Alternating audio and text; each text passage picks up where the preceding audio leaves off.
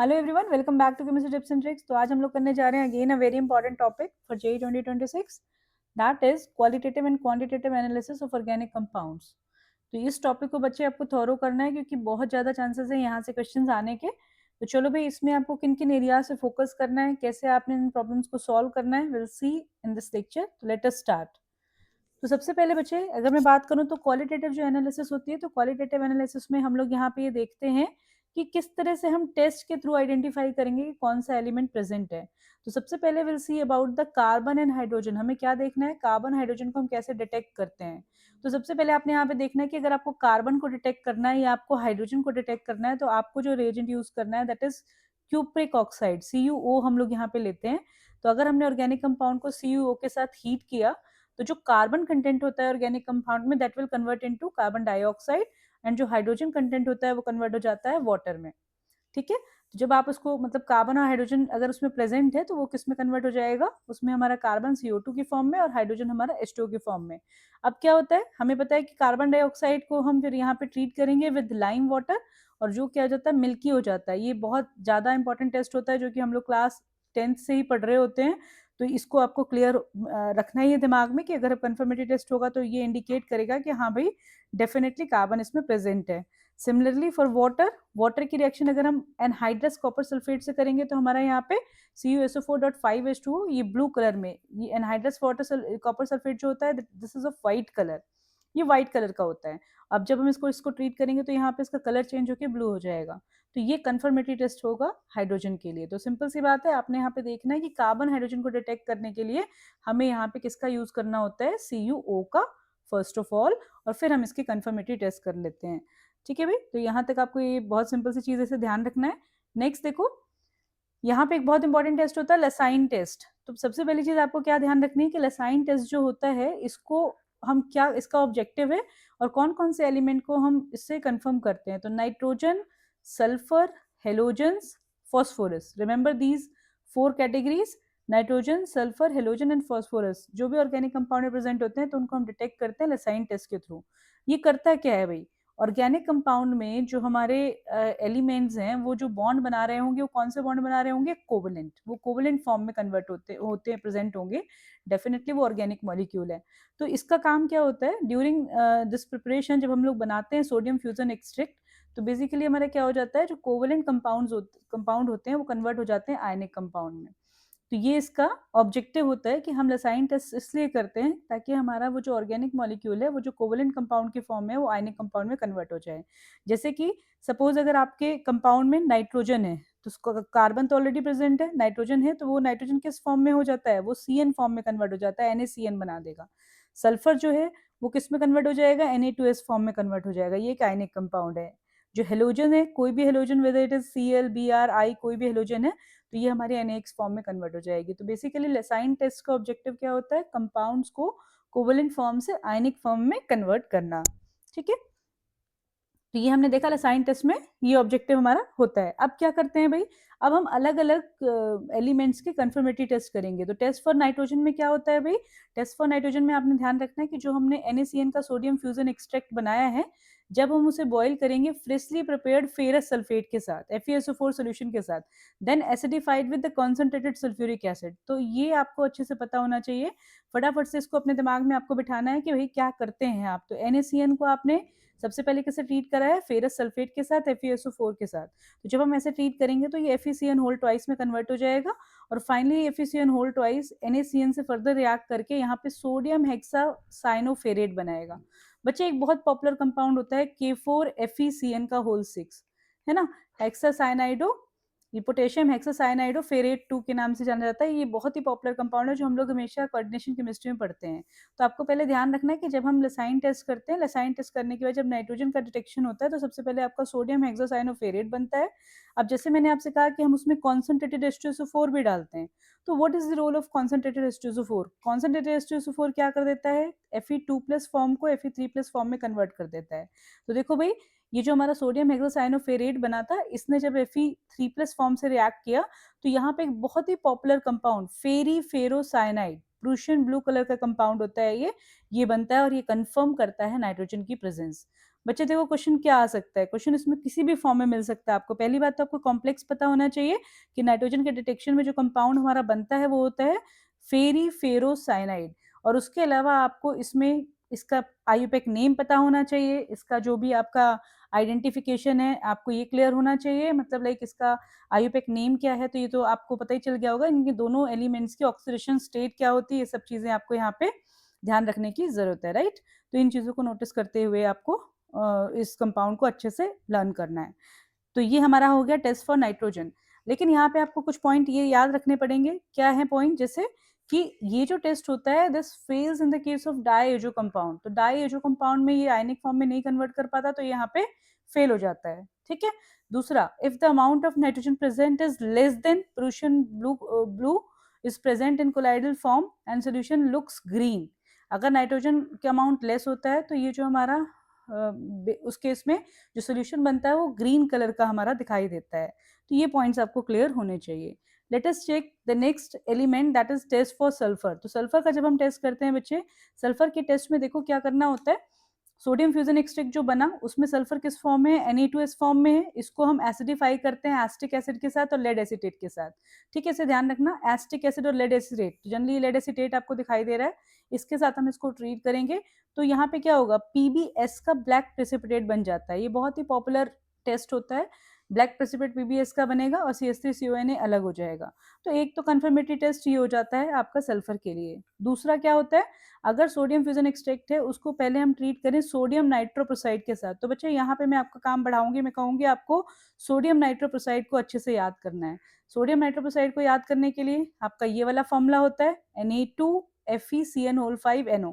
तो इसको देखो कैसे याद कर सकते हो। जैसे तुमने अभी देखा FeCN6 is very popular compound, हम K4FeCN6 पढ़ते रहते हैं, है ना। अभी हमने देखा K4FeCN6 जो हमारा नाइट्रोजन के डिटेक्शन में Na4FeCN6 था, फिर वो Fe4FeCN6 का होल थ्राइस में कन्वर्ट हो गया। तो हर जगह CN6 की बात हो रही है। तो आप इसे ऐसे याद रखो कि जो CN5 होता है, इस जब नाइट्रोप्रोसाइड बनेगा तो उसमें NO लग जाता है, नाइट्रोसिल लिगेंड लग जाता है।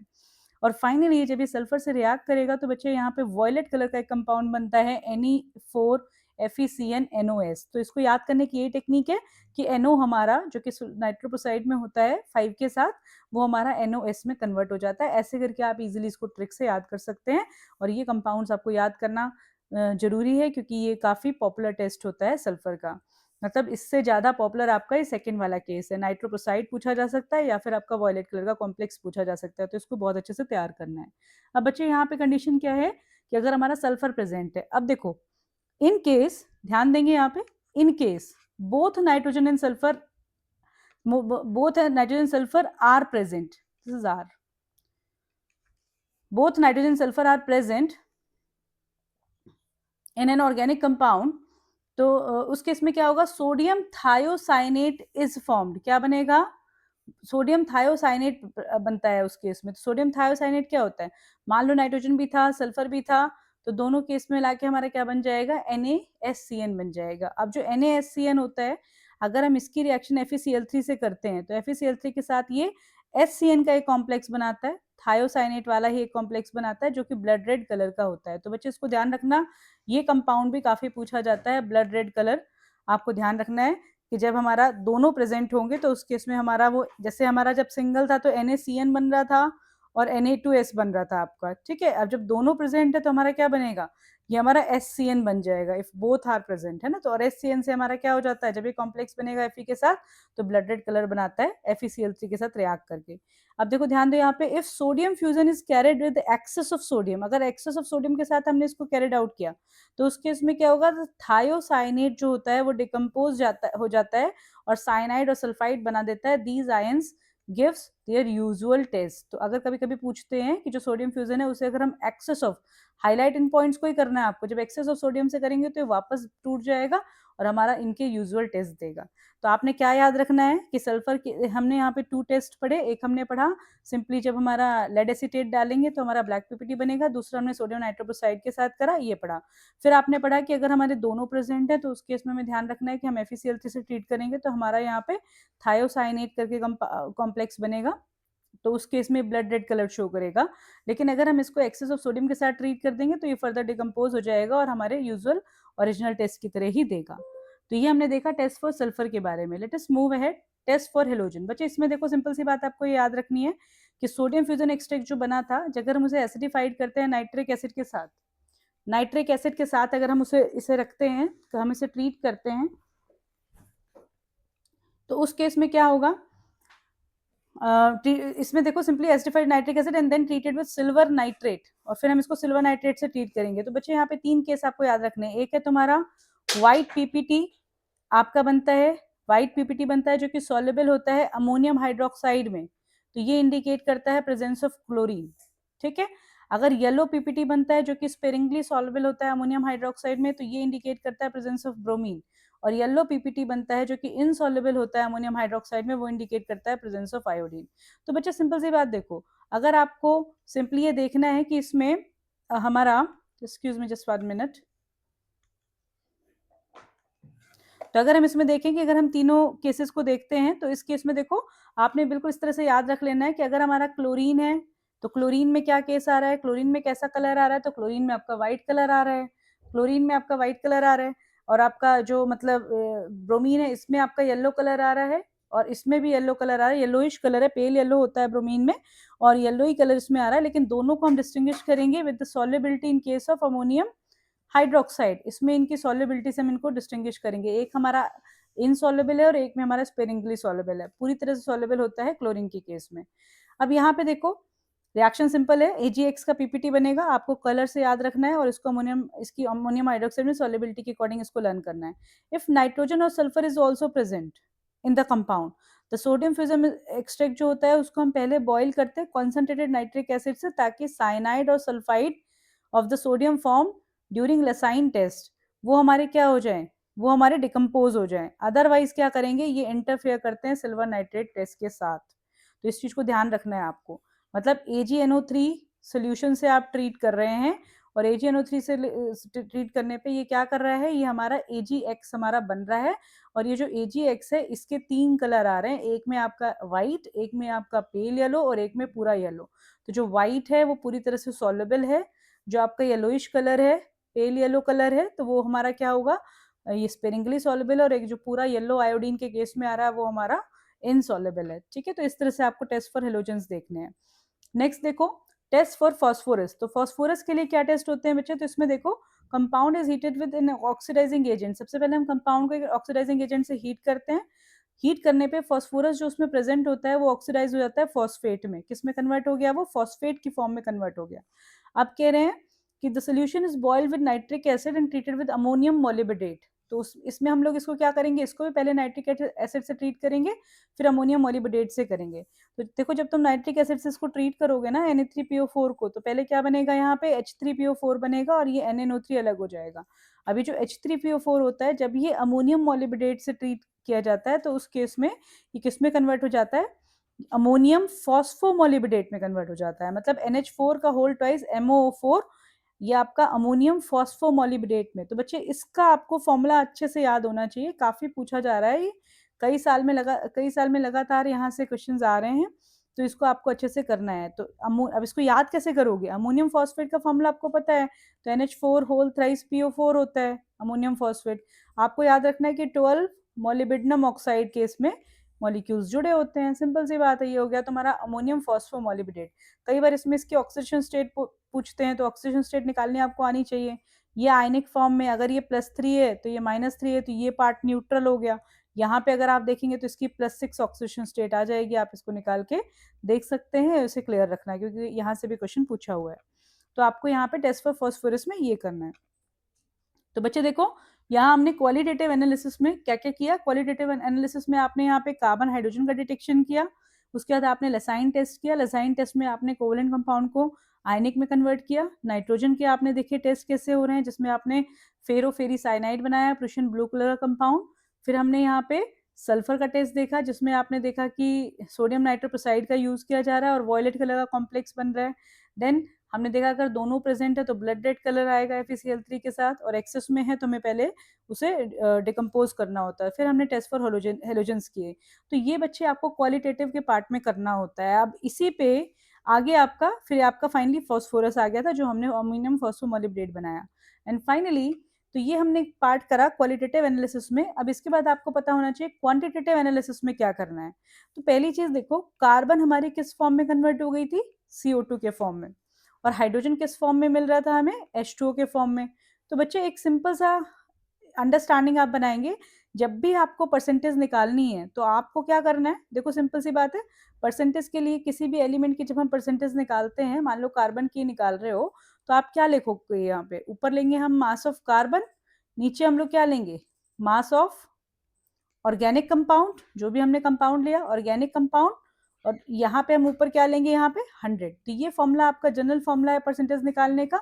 बस इसी का एप्लीकेशन आपको लगाना है सभी जगह एस्टिमेशन में, और आपको फॉर्मूलाज क्लियर होने चाहिए। सिंस हमारा कार्बन किस फॉर्म में है, CO2 की फॉर्म में है, तो CO2 का मोलर मास होता है 44, कार्बन का कितना होता है 12।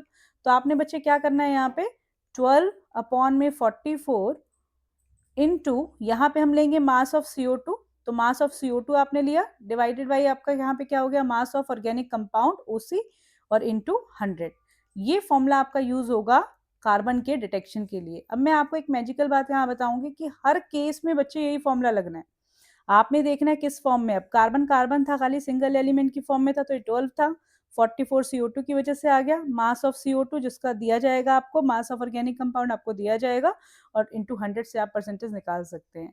अब सेम चीज अगर हम हाइड्रोजन पे अप्लाई करें तो क्या हो जाएगा, 2 अपॉन में 18 मास ऑफ हाइड्रोजन, वाटर जो होता है, और mass of organic compound into 100। तो सिंपल आपको क्या पता होना चाहिए, 2 हाइड्रोजन है, 18 आपका मोलर मास है, यहाँ पे मास ऑफ आप क्या लेंगे, वाटर लेंगे, अपॉन में आप यहाँ पे क्या लेंगे, सिंपली अगर हम लोग देखें तो मास ऑफ ऑर्गेनिक कंपाउंड होगा, और यहाँ पे आ जाएगा 100। तो ये होगा फॉर्मूला आपका डायरेक्ट परसेंटेज ऑफ हाइड्रोजन को निकालने के लिए, राइट। तो इसको हम ऐसे करके सिंपली लर्न कर सकते हैं। अब यही चीज बच्चे हर जगह अप्लाई होगी। अगर मैं कहूँ, आपने याद रखना है कैरियस मेथड हेलोजन के एस्टिमेशंस में यूज की जाती है। अब हमारी हेलोजन किस फॉर्म में जा रही थी, AgX फॉर्म में। अब AgX फॉर्म में जा रहे थे, suppose I will take example of bromine, तो ब्रोमीन का मोलर मास हमारा कितना होता है, ब्रोमीन का हमारा होता है 80, ठीक है। ब्रोमीन का मोलर मास अगर हमने मान लो ये 80 लिया है, 80 है हमारा, और हमारा इसका कितना होता है, जो हमारा ये क्या है, Ag का मास हमारा होता है 188 मोलर मास। तो टोटल हमारा अगर हम देखें 108 होता है इसका, 108, तो टोटल AgBr का मास कितना हो जाएगा, 188।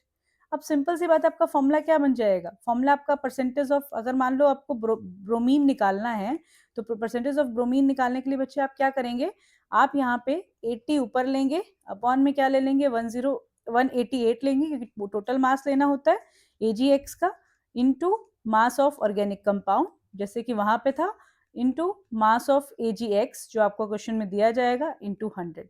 तो ये फॉर्मूला आपका पुट हो जाएगा किसके लिए, ये हमारा फॉर्मूला हो जाएगा बेसिकली किसी भी कंपाउंड का, जैसे हमें हेलोजन का निकालना है तो उस केस में हम ये वाला फॉर्मूला यूज करेंगे, क्योंकि AgX की फॉर्म में होता है।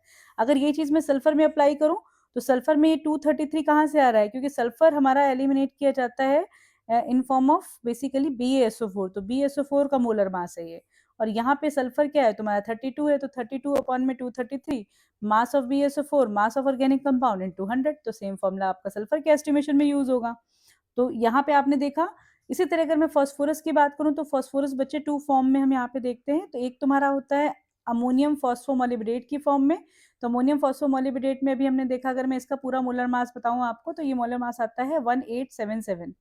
और फास्फोरस क्या है, एक फास्फोरस का एलिमेंट है 31, तो 31 अपॉन में 1877 इंटू मास किसका है, ये ऑर्गेनिक कंपाउंड का, ये आपको मास इसका दिया जाएगा जिस फॉर्म में ये आ रहा है इंटू 100। तो सिंपल हम परसेंटेज ऑफ फास्फोरस को इस फॉर्मूले से निकाल सकते हैं। सिमिलरली फास्फोरस को हम एस्टिमेट करते हैं मैग्नीशियम पायरोफॉस्फेट की फॉर्म में भी। तो यहाँ पे बच्चे देखो क्या करना है, यहाँ पे फास्फोरस के 2 एलिमेंट्स हैं, तो 62 अपॉन में इसका मोलर मास एग्जैक्टली आता है 222, तो यहाँ पे हमने 222 ले लिया, अपॉन में mass of organic compound into यहाँ पे मास इस कंपाउंड का होगा इंटू 100। तो सारे फॉर्मूलाज आप समझो, आपने बिल्कुल भी इसमें कोई ऐसी चीज नहीं है जो आप पता नहीं क्या नई चीज पढ़ रहे हैं। आपको पता होना चाहिए कि जिस भी फॉर्म में एलिमेंट निकल रहा है, एलिमेंट का मास हम ले लेंगे ऊपर, जैसे भी हमने कार्बन में किया था, और उसी के बाद हमने नीचे हमने पूरा कंपाउंड जिस फॉर्म में निकल रहा है, मास ऑफ ऑर्गेनिक कंपाउंड, ये हर चीज में सेम रहेगा। Mass of organic compound, mass of जो हमने गिवन कंपाउंड है, और इनटू आपका क्या हो गया 100। तो इस चीज को करेंगे आप, तो इजीली आप इन फॉर्मूलाज को तैयार कर पाएंगे। अब बच्चे देखो, यहाँ पे एक सबसे इंपॉर्टेंट चीज यहाँ पे आती है, जो आता है एस्टिमेशन ऑफ ऑक्सीजन। तो हमारा सिंपल है, ऑक्सीजन में आपको देखो ये याद रखना है कि यहाँ पे ऑक्सीजन हमारा 32 वाला फॉर्म होगा, लेकिन यहाँ पे ध्यान देना, आप इस चीज की गलती मत करना कि ये भी CO2 की फॉर्म में होता है, लेकिन CO2 के 2 मोल्स यूज होते हैं इस केस में। तो यहाँ पे आपको CO2 का 88 लेना है। तो ये चीज भी अगर आ जाए पेपर में तो इसको ध्यान रखेंगे कि अगर आपने मान लो ऑक्सीजन का एलिमिनेशन कर रहे हैं, तो ऑक्सीजन का हमारा तो O2 के हम 32 ले रहे हैं, लेकिन अगर हम इसको एस्टिमेट करेंगे तो हम CO2 के 2 मोल से करेंगे। तो ये चीज़ आप ध्यान रखेंगे अगर आप ऑक्सीजन की परसेंटेज निकाल रहे हैं। अब सबसे इंपॉर्टेंट यहाँ पे आ जाता है, ये most important topic I would say, क्योंकि ये सबसे ज़्यादा ही इंपॉर्टेंट है। तो इसमें क्या होता है, नाइट्रोजन का एस्टिमेशन। नाइट्रोजन का एस्टिमेशन करने के लिए स्पेशल मेथड्स यूज किए जाते हैं। एक होता है ड्यूमास मेथड, दूसरा होता है जेल्डाल मेथड। तो ये आपको अच्छे से तैयार करने हैं। तो क्या होता है इनमें डिफरेंस और कैसे हम इसको करते हैं, लेट अस चेक। तो सिंपली देखो, ड्यूमास मेथड जब यूज करेंगे तो आपका फॉर्मूला क्या हो जाएगा एस्टिमेशन के लिए, पहले हम निकालेंगे नाइट्रोजन का वॉल्यूम। नाइट्रोजन का मोलर मास होता है 28 और ये लिक्विड फॉर्म में होता है। तो जनरली हम लोग यहाँ पे किसकी बात करते हैं, यहाँ पे हम लोग वॉल्यूम निकालते हैं। तो वॉल्यूम बच्चे हम कैसे निकालेंगे, वॉल्यूम एट एसटीपी निकालेंगे। तो वॉल्यूम एट एसटीपी निकालने के लिए हमें ये वाला फॉर्मूला यूज करना पड़ेगा, जो हमारा कहाँ से आया है, P1 V1 अपॉन में T1 equals to P2 V2 upon में T2। हमने ये फॉर्मूला पुट कर दिया। आपने बस ये फॉर्मूला अच्छे से दिमाग में रखना है और उसको आपको पता होना चाहिए कि जब भी ड्यूमास मेथड पे क्वेश्चन आएगा तो पहले हम वॉल्यूम निकालेंगे एसटीपी पे। अब आपको P2 पता है, आपको T2 पता है, V2 आप निकाल लेंगे क्योंकि 3 डेटा आपके पास दिए जाएंगे। बट बच्चे ध्यान रखना, जब भी नाइट्रोजन की बात आएगी तो नाइट्रोजन को हम बेसिकली मॉइस्ट कंडीशन में वहाँ पे स्टोर करते हैं। तो इस केस में यहाँ पे क्या आता है, जो भी प्रेशर आपको दिया जाएगा वो मॉइस्ट नाइट्रोजन का होगा, तो उससे आपको वाटर का एक्वस टेंशन को सब्ट्रैक्ट करना होगा। जैसे देखो इस क्वेश्चन को देखो नीचे, यहाँ लिखा है in Dumas method for estimation of nitrogen this gram of organic compound. तो ऑर्गेनिक कंपाउंड यानी कि M ऑर्गेनिक कंपाउंड का मास इन्होंने दिया है 0.3 ग्राम, ठीक है। अब gave this ml of nitrogen, इन्होंने कहा इतने ml आपका नाइट्रोजन बन रहा है। तो ये तुम्हारा क्या हो गया, V1 हो गया 50 ml, कितने टेम्परेचर पे, 300 टेम्परेचर पे। तो T1 हो गया 300 केल्विन, और फिर प्रेशर कितना दिया है, तो प्रेशर ध्यान रखना जब ये P1 दे रहे हैं तो दिस इज 715, लेकिन यहाँ पे वाटर का जो एक्वस टेंशन है यानी कि वाटर का जो प्रेशर है वो है 15, तो आपको इसमें सब्ट्रैक्ट करना पड़ेगा। तो ये अब आपको यहाँ पे 700 mmHg लेना है, बस ये चीज आपको क्लियर होनी चाहिए। तो दिस इज P1 700 mmHg। अब इस फॉर्मूले को अगर हम यूज करें, P2 हमें पता है 760 यूज करेंगे एसटीपी पे, और T2 जो होगा वो होगा 273 केल्विन। तो ये अगर डेटा हम लोग यूज करें तो we can easily calculate V2 from air. तो हम इससे V2 यहाँ से निकाल लेंगे। और V2 आने के बाद बच्चे क्या करना है, अब आपको जैसे वहां फॉर्मूले में आप ऊपर मास और नीचे कंपाउंड का मास लेते हैं, यहाँ आपको वॉल्यूम लेना है। 28 मोलर मास होता है, 22400, यहाँ पे वॉल्यूम वाला टर्म लेना पड़ेगा। ऊपर आपने यहाँ पे ले लिया वॉल्यूम एट एसटीपी, जो यहाँ फॉर्मूला दिया हुआ है, I am writing this formula only, volume of N2 at STP, नीचे मास ऑफ ऑर्गेनिक कंपाउंड, और ऊपर क्या हो गया आपका 100। तो इस तरह से आप ड्यूमास मेथड से परसेंटेज ऑफ नाइट्रोजन निकाल लेंगे। पहले आपने इसमें से एक वॉल्यूम निकालना होता है और वॉल्यूम को फिर इस फॉर्मूले में पुट करेंगे, you will get the answer. तो ये ड्यूमास मेथड में आपको अप्लाई करना है, इसको अच्छे से समझ लो। एनसीईआरटी का ये मैंने एग्जाम्पल लिया, ये एनसीईआरटी में सॉल्व भी है, पर इसे अच्छे से कर लेना, क्वेश्चन यहाँ से पूछा जाता है। नेक्स्ट है बच्चे जेल्डाल मेथड। तो जेल्डाल मेथड में क्या करना है, जेल्डाल मेथड के लिए फॉर्मूला देखो क्या यूज हो रहा है, 1.4 into molarity of acid into volume of acid use into basicity of the acid mass of the compound taken. देखो बच्चे इसमें क्या करना है आपको जेल्डाल मेथड में, तो जेल्डाल मेथड में हम लोग यहाँ पे अमोनिया के फॉर्म में इसको सब्ट्रैक्ट करते हैं। तो अमोनिया में आपको पता है कि अगर मैं अमोनिया में बात करूं तो अमोनिया में हम लोग देखेंगे तो 1000 ml में मोलैरिटी की बात होती है। तो यहाँ जो फॉर्मूला आता है वो आता है ऐसे 14 अपॉन में 1000, 14 अपॉन में 1000, क्योंकि अमोनिया में नाइट्रोजन क्या होता है 14 होता है इसका मोलर मास। तो 14 अपॉन में 1000 into mass of organic compound. यहाँ पे आपको क्या लेना है बच्चे, यहाँ पे आपको लेना है वॉल्यूम ऑफ H2SO4 जो दिया जाए इंटू 100। अब ये डायरेक्ट काट दिया गया, 100 से ये कट गया, तो यहाँ पे क्या आ गया आपका 1.5। और ये वॉल्यूम ऑफ H2SO4 को हम क्या लिखेंगे, जो उसकी मोलैरिटी दी जाए, जो उसका वॉल्यूम दिया जाए और जो उसकी बेसिसिटी दी जाए। तो ये चीज़ आपको ध्यान रखनी है। तो आपको पता है कि जब भी हम एसिड की बात करेंगे नीचे क्या आ जाएगा, मास ऑफ ऑर्गेनिक कंपाउंड। मैं इस क्वेश्चन को आपको फटाफट से करके बताती हूँ, आपको इजीली क्लियर हो जाएगा। अगर ये फॉर्मूला आपको समझ में आ गया है तो आपने क्या करना है, इसको सॉल्व करना है। तो 1.4 ऊपर लेना है, नीचे मास ऑफ ऑर्गेनिक कंपाउंड कितना दिया है, 0.5 दिया हुआ है। यहाँ पे कितने ml दिया हुआ है, यहाँ पे वॉल्यूम दिया 100 ml और 1 मोलर, तो H2SO4, तो 1 मोलर 10 इंटू बेसिसिटी होती है H2SO4 की 2। बस डायरेक्ट आप सॉल्व करेंगे and you will get the answer. तो आपने ये डेटा करना है, आप इसे अच्छे से समझ लो। क्वेश्चन देखने में लगता है डिफिकल्ट, अगर एक बार कंसेप्ट समझ में आ जाएगा तो बहुत आसान हो जाएगा। फॉर्मुलाज अगर आपको तैयार है तो भी आप आसानी से इन क्वेश्चंस को कर पाएंगे। मास ऑफ ऑर्गेनिक कंपाउंड की जगह मास रख देना है, 1.54 से इसे मल्टीप्लाई कर देना है, molarity into volume of the acid use को और बेसिसिटी को। तो इस तरह से हम लोग डिफरेंट वे में अंडरस्टैंड करते हैं कि किस तरह से हम क्वांटिटेटिव एनालिसिस करते हैं। नाउ कुछ क्वेश्चंस देखते हैं लेटेस्ट क्या क्वेश्चंस आ रहे हैं। तो 2025 में देखो भाई क्या क्वेश्चन आया हुआ है। तो यहाँ पे इन्होंने पूछा हुआ है पर्पल कलर कॉम्प्लेक्स दिस, कौन सा कॉम्प्लेक्स है, आइडेंटिफाई करो इसको, कौन सा कॉम्प्लेक्स है, कहाँ बनता था, है ना।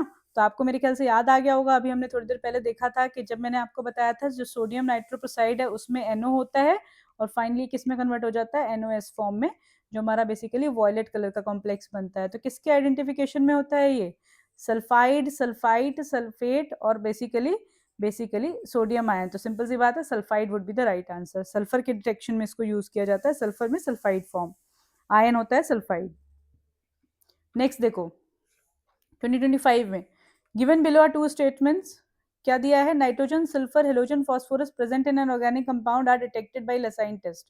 बिल्कुल करेक्ट है, चारों को हम डिटेक्ट करते हैं। The element present in the compound are converted into from covalent into ionic form by fusing the compound with magnesium. This is wrong भाई, सोडियम के साथ किया जाता है लसाइन टेस्ट, Na के साथ किया जाता है। तो ये स्टेटमेंट रॉन्ग हो गई। तो फर्स्ट हमारा करेक्ट हो गया और सेकेंड हमारा रॉन्ग हो गया। D must be the right answer. Next, in Dumas method estimation of, ये बिल्कुल सेम वही क्वेश्चन आ गया जो मैंने आपको बताया। अभी मैंने ड्यूमास मेथड में फॉर्मूला बताया, जब भी परसेंटेज ऑफ एलिमेंट निकालना हो तो आपने क्या करना होता है, ड्यूमास मेथड में हम कौन सा वाला यूज करते हैं, 28 अपॉन में 22400 into mass of organic compound 0.5 दिया हुआ है और यहाँ पे कितने ml दिया हुआ है आपका 60 ml। तो ये आपको निकालना है STP पे पहले, इनटू यहाँ पे हम लोग करेंगे 100। तो ये फॉर्मूला हमारा फाइनल फॉर्मूला है और VSTP निकालने के लिए आपने क्या करना पड़ेगा, P1V1 अपॉन में T1 equals to P2V2 upon में T2 फॉर्मूले को यूज करके इसको कैलकुलेट करना पड़ेगा। ठीक है बच्चे, तो देखो बिल्कुल डायरेक्ट क्वेश्चन आया हुआ है, तो अगर आप अच्छे से कंसेप्ट करेंगे तो डेफिनेटली आप क्वेश्चन सॉल्व कर पाएंगे। नेक्स्ट देखो, during the detection of acidic radical present in a salt a student gets pale yellow precipitate soluble with difficulty in NaOH। यहीं से क्वेश्चन आपको समझ में आ गया होगा, पेल येलो कलर हो रहा है और NH4OH में डिफिकल्टी से सॉल्व हो रहा है, मतलब सॉल्युबल है। तो बेसिकली यहाँ से आप इजीली बता देंगे आयोडाइड, ब्रोमाइड, कार्बोनेट और ये, तो ये फीचर हमारा होता है ब्रोमाइड के साथ। ब्रोमाइड हमारा डिफिकल्टी से सॉल्युबल होता है, स्पेरिंगली सॉल्युबल है और येलो कलर का PPT देता है। तो B must be the right answer, 2024 में पूछा गया है। ठीक है भाई, तो अभी हमने देखा किस तरह से हमने क्वेश्चन सॉल्व कर रहे हैं, हमें आसानी से क्वेश्चन आ रहे हैं। Appearance of blood red colour, blood red colour कब बनता था, ब्लड रेड कलर बनता था जब आपका नाइट्रोजन और सल्फर दोनों प्रेजेंट है, 2024 का क्वेश्चन। ठीक है भाई, तो बच्चे इस तरह से हमने देखा कि अगर हमने सिंपली क्वांटिटेटिव और क्वालिटेटिव एनालिसिस की तो डेफिनेटली हम क्वेश्चंस कर पाएंगे। तो आप इसको अच्छे से पढ़ के जाइएगा और definitely you will be able to solve question. Thank you so much, मिलते हैं नेक्स्ट वीडियो में।